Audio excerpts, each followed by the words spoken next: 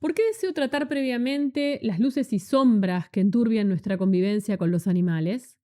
Porque el grado en que estamos dispuestos a tolerar estos aspectos menos agradables, a sacrificarnos por ellos, nos da una medida de nuestro amor hacia los animales.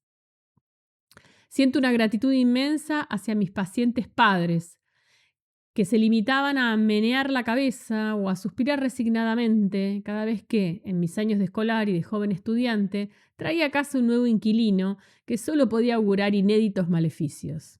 Y lo que ha tenido que aguantar y conllevar mi esposa en el transcurso de los años.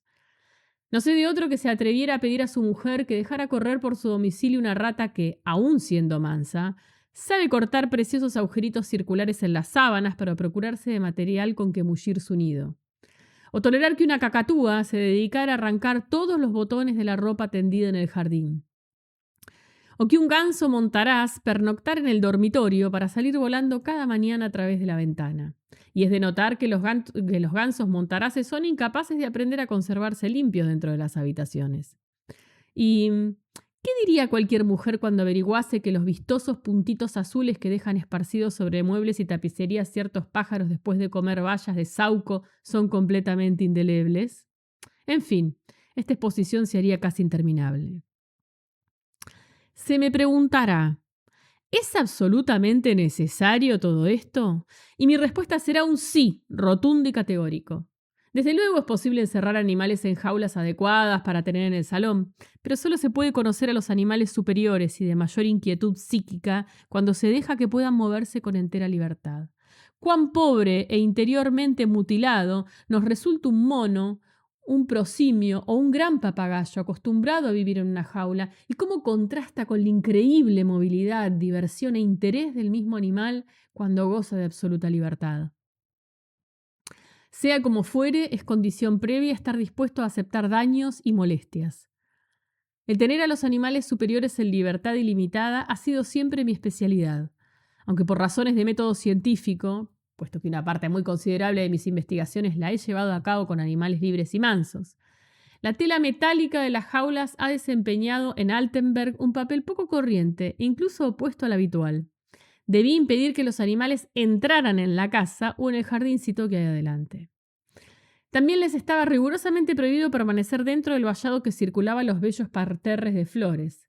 Pero tanto para los niños como para estos inquietos animales, todo lo prohibido tiene una mágica fuerza atractiva. Añádase a esto que los gansos montaraces, deliciosamente afectuosos, necesitan la compañía humana. Así, una y otra vez, antes de que uno se apercibiera, de 20 a 30 gansos estaban paseando en los parterres floridos, o mucho peor, invadían la galería con ruidosos saludos. Ahora bien, es extraordinariamente difícil mantener alejada de un determinado lugar a un ave que puede volar y que no teme al hombre. De nada servían los gritos estentorios ni mover los brazos violentamente. El único espantajo resultó ser un enorme parasol de jardín de color rojo subido. Cual antiguo caballero de lanza en ristre, mi esposa avanzaba hacia los gansos con el parasol plegado abajo del brazo y se detenía lanzando un grito de guerra y abría de golpe el parasol. Esto era más de lo que podían tolerar nuestros gansos y la bandada se elevaba ruidosamente por los aires. Por desgracia, mi padre anulaba en buena parte todas las medidas adoptadas por mi esposa para la educación de los gansos. El buen señor se había aficionado a estas aves, atraído especialmente por el comportamiento caballeresco y valeroso de los machos, y nada podía evitar las invitaciones diarias a los gansos en la galería. Puesto que por entonces su vista no era muy buena, no advertía bien las consecuencias materiales de semejantes visitas de los gansos, a no ser que pusiera el pie encima. Un atardecer, al acudir al jardín, eché de menos con asombro la mayor parte de los gansos. Temiendo lo peor, me dirigí al estudio de mi padre. Y ¡oh santo cielo! Sobre una preciosa alfombra persa se habían instalado 24 gansos en torno a mi buen progenitor, el cual estaba sentado ante su mesa de trabajo, tomando té, leyendo el periódico y dando a las aves trocitos de pan. No cabía duda de que los gansos se sentían algo extrañados en la habitación, pues daban ciertas muestras de nerviosismo que se manifiesta de manera muy poco agradable en su actividad intestinal.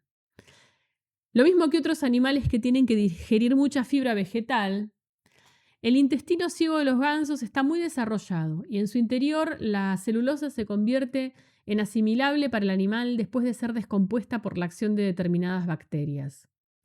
Por lo regular, cada 6 u 8 evacuaciones normales del intestino corresponde una al contenido del ciego, que se caracteriza por un típico olor fuerte y que es de color verde oscuro muy intenso.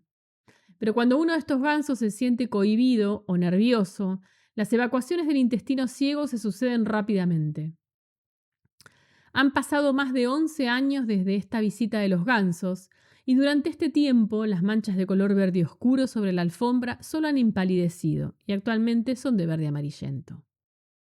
En resumen, los animales vivían en completa libertad y estaban familiarizados con nuestra casa.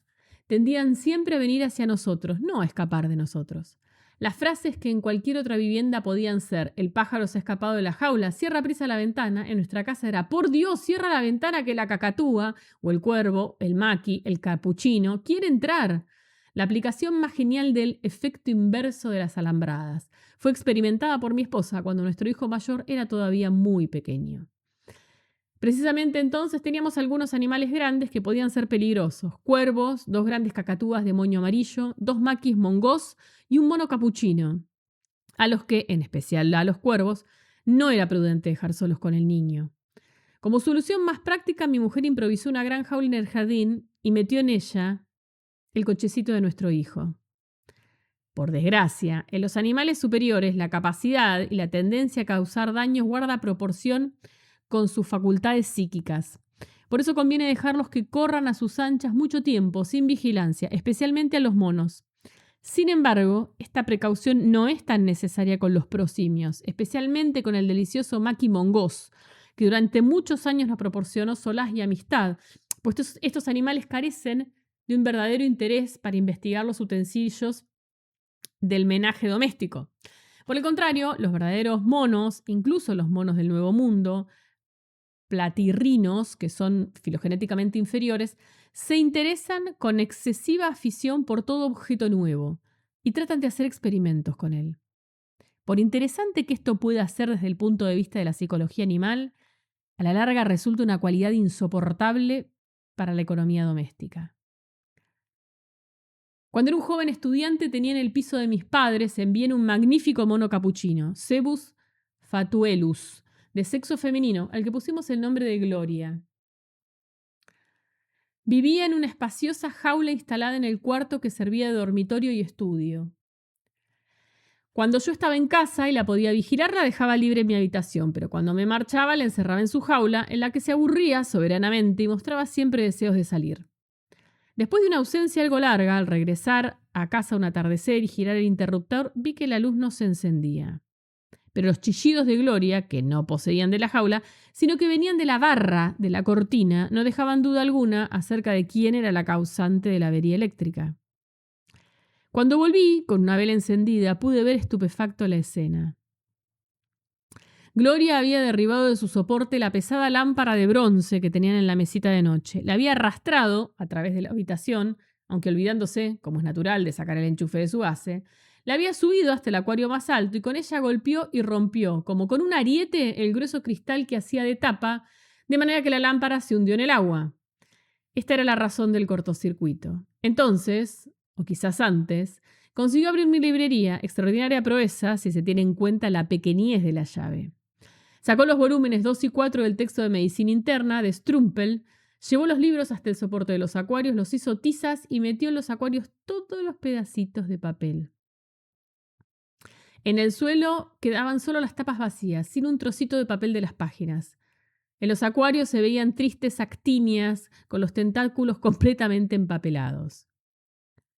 Lo interesante de este incidente fue la tenacidad que Gloria demostró en sus investigaciones. El mono tuvo que invertir un tiempo considerable en llevar a cabo su proeza y ya, solo desde el punto de vista físico, el trabajo realizado era ciertamente importante para un animal tan pequeño. Lástima que resultara tan caro.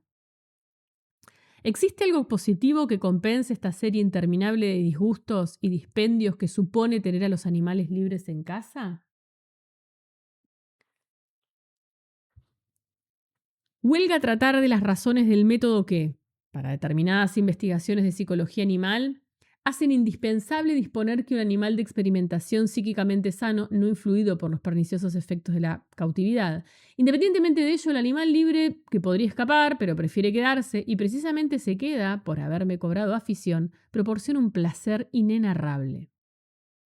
Cuando durante un paseo por las riberas del Danubio oigo la voz sonora del cuervo y a mi respuesta el gran pájaro encoge sus alas allá en lo alto y se precipita en silbante caída, frena con un hábil aletazo y se posa con delicadeza ingrávida sobre mi hombro, compensa todos los libros desgarrados y los huevos de pato totalmente vaciados que el cuervo tiene en el debe de su cuenta. El encanto de la vivencia no desaparece, aunque se haga habitual y el ave de Odín se haya convertido para mí en un compañero tan normal como para otro puede ser un perro o un gato.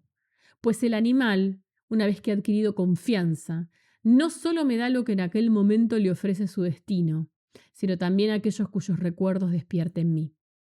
Así, un día nebuloso de principios de primavera marchaba yo hacia el Danubio.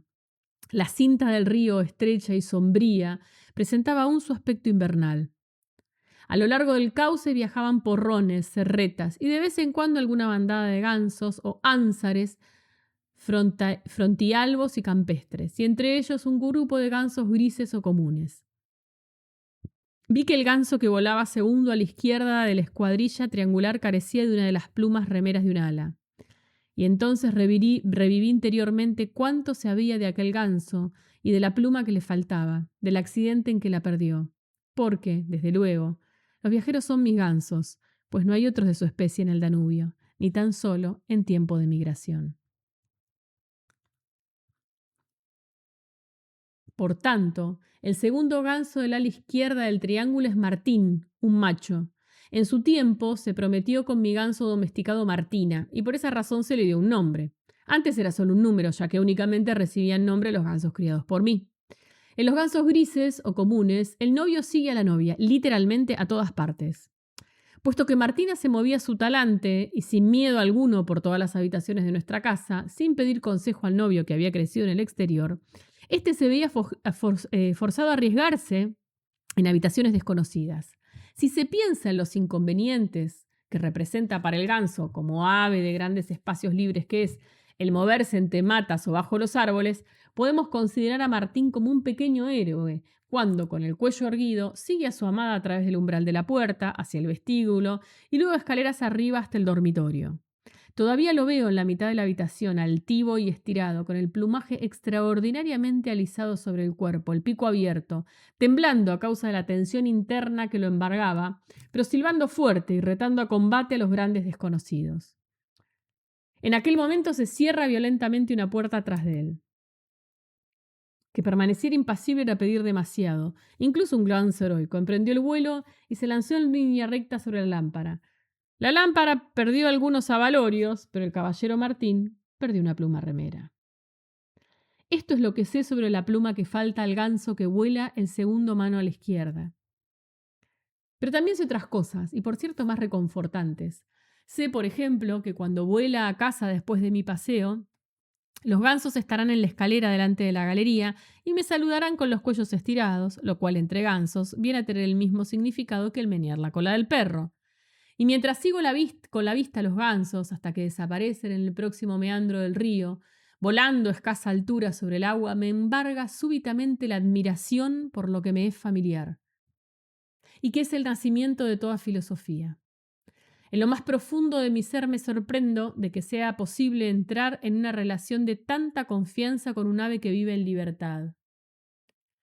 Y tengo la sensación de que este hecho constituye algo extrañamente consolador o satisfactorio, como si por él se pusiera de nuevo a nuestro alcance una pequeña porción del paraíso del que fuimos expulsados.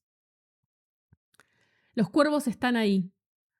Los gansos emigraron quién sabe dónde desde la asediada ciudad de Königsberg, en cuya universidad profesé últimamente. De todas mis aves voladoras, solo quedan las chovas o grajillas. Fueron los primeros pájaros que instalé en Altenberg. Las aves, para las cuales parece que no pasa el tiempo, siguen describiendo sus círculos alrededor de elevados pináculos, y sus sonidos claros, cuyo significado entiendo hasta en sus menores detalles, siguen resonando a través de la chimenea y llegan hasta mi estudio. Y año tras año sus nidos obstruyen la salida del humo y me crean conflictos al causar daños en los cerezos del vecino. ¿Comprenderá ahora el lector por qué los enfados y los dispendios no solo son compensados por los resultados científicos obtenidos, sino por algo más, por algo que vale mucho más?